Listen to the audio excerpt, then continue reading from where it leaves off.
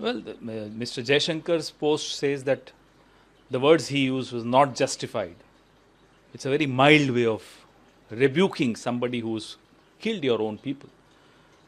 Whereas Rubio's statement is very harsh on us. It's like ulta chor kotwal ko dante. You've killed our people. You have to apologize. Unconditional apology. There are international laws governing.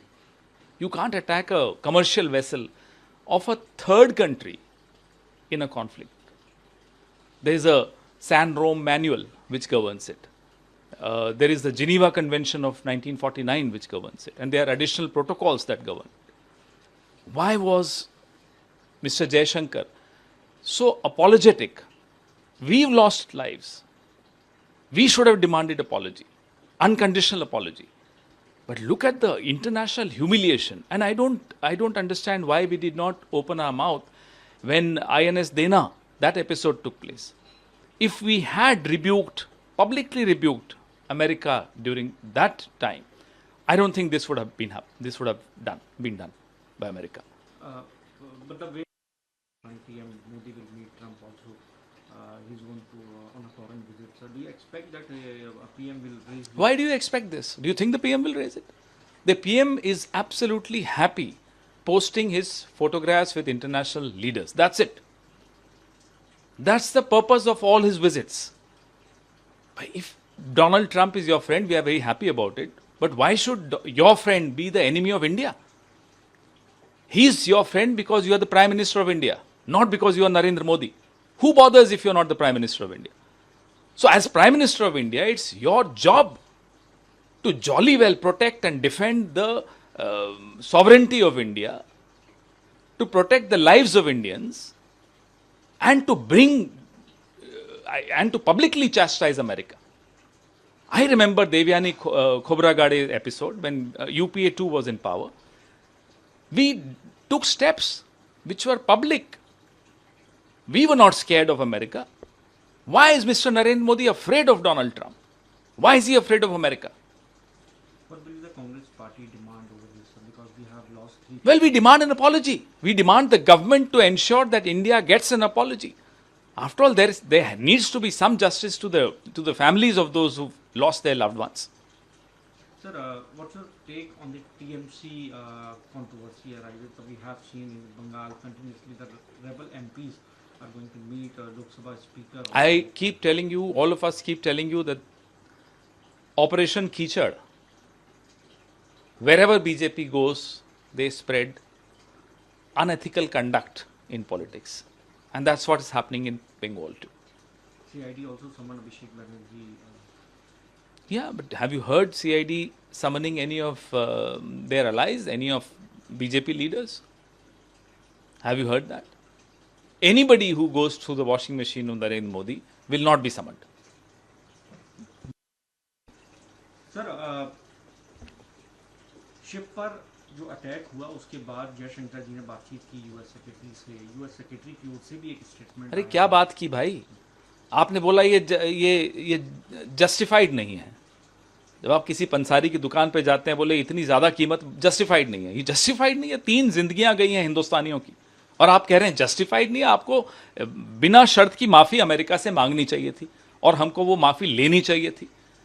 उल्टा डांट खाकर आ गए।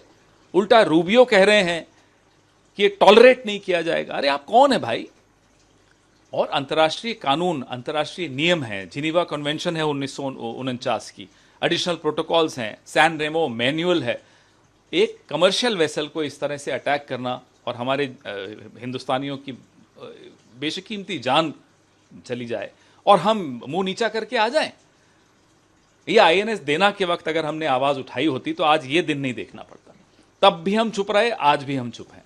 हमारे मेहमान पर हमला हुआ तब हम चुप रहे, इंडियन ओशन में आकर हमला हुआ तब हम चुप रहे। तो हम इनसे क्या उम्मीद करेंगे? क्यों डरते हो साहब?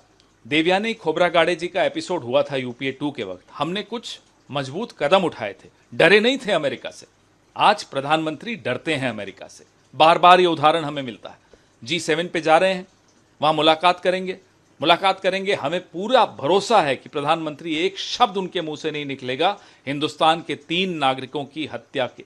ये हत्या है, उससे कम कुछ नहीं है और अमेरिका के हाथों में हत्या हुई है। और उल्टा चोर कोतवाल को डांटे। हत्या भी वो करेंगे, हमें डांटेंगे भी वो, और हम डांट खा के आ भी जाएंगे। क्या दबाव है अमेरिका का जयशंकर पर या नरेंद्र मोदी पर? यही तो हम बार बार पूछ रहे हैं। बंगाल के अंदर जिस तरह सर टीएमसी सांसद लोकसभा स्पीकर से मुलाकात करेंगे, उधर महाराष्ट्र के एकनाथ शिंदे कह रहे हैं कि उद्धव ठाकरे एक सांसद हमारे टच में हैं। ये ऑपरेशन कीचड़ का एक और नया अध्याय है। जहां जहां भारतीय जनता पार्टी जाती है, राष्ट्रीय स्वयंसेवक संघ जाता है, वहां ये कीचड़ शुरू हो जाता है, और बिना कीचड़ के इनका कमल खिल भी नहीं सकता।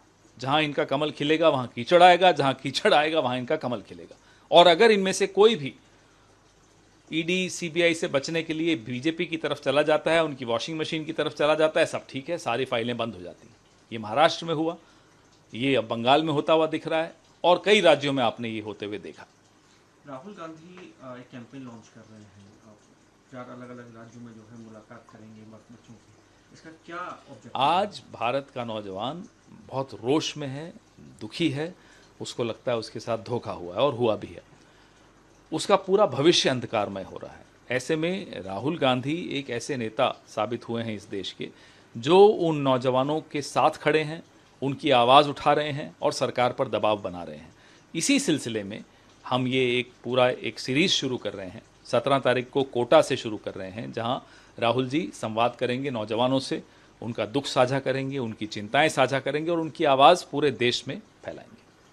मीनाक्षी नटराजन मामले में अब कांग्रेस पार्टी, हमने देख लिया, प्रदर्शन भी आप लोगों ने कर लिया, हालांकि अब वो सीट तो आपके पास नहीं रही, लेकिन भविष्य में ऐसी चीज़ें ना हो, और आगे क्या इस मामले पर अभी आप कोर्ट पर उम्मीद रखेंगे? भविष्य में ऐसी चीज़ें तभी न होंगी जब भारतीय जनता पार्टी को केंद्र सरकार से बाहर किया जाएगा। जब तक ये केंद्र सरकार में रहेंगे, ये इसी तरह से संवैधानिक संस्थाओं की धज्जियां उड़ाएंगे, संविधान की धज्जियां उड़ाएंगे। आपको रोज एक उदाहरण मिलता है कैसे ये संविधान की धज्जियां उड़ाते हैं।